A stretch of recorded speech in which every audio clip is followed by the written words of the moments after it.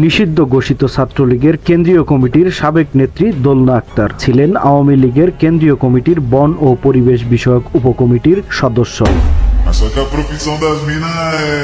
Fascist Sheikh Hasina দেশ ত্যাগের পর মাস দুয়েক ছিলেন আতঙ্কে। পরে আইন শৃঙ্খলা রক্ষাকারী বাহিনীগুলোর বঙ্কুর অবস্থা এবং অন্তর্বর্তী সরকারের নানামুখী ব্যস্ততা ও কিছুটা নমনীয়তার কারণে নির্বিঘ্নেই দিন কাটছিল তার। খোদ রাজধানীতেই নিরাপদে ঘুরে বেড়াতেন। কিন্তু দেশব্যাপী অপারেশন ডেভিল হান্ট শুরু হওয়ার পর দিশেহারা হয়ে পড়েন এই দোলনা।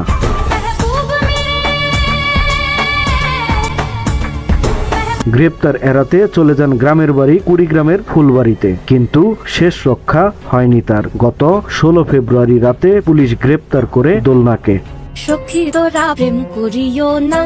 শুধু দোলনায় নয়, গত 5 আগস্টের পর আওয়ামী লীগ ও এর সহযোগী সংগঠনের হাজার হাজার নেতাকর্মী প্রথমে কয়েক মাস ছিলেন আত্মগোপনে। অধিকাংশের নামেই রয়েছে মামলা। তবে সাম্প্রতিক সময়ে সেসব গোপন আস্তানা থেকে একে একে বের হয়ে আসতে থাকেন তারা।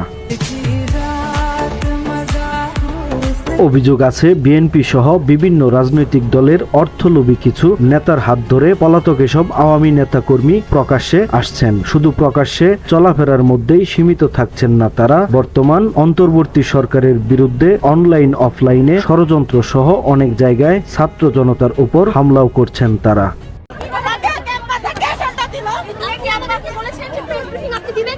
এদিকে মঙ্গলবার দুপুরে ছাত্রলীগের আরেক নেত্রী বৈশাখী ইডেন কলেজে যান তার অনার্সের সার্টিফিকেট তুলতে। এ সময় নিষিদ্ধ এই সংগঠনের নেত্রীকে চিনে ফেলেন সাধারণ শিক্ষার্থীরা। পরে শিক্ষার্থীরা তাকে কলেজের মধ্যে আটকে রাখেন এবং পুলিশে খবর দেন। খবর পেয়ে ঘটনাস্থলে পুলিশ গিয়ে আটক করে বৈশাখীকে।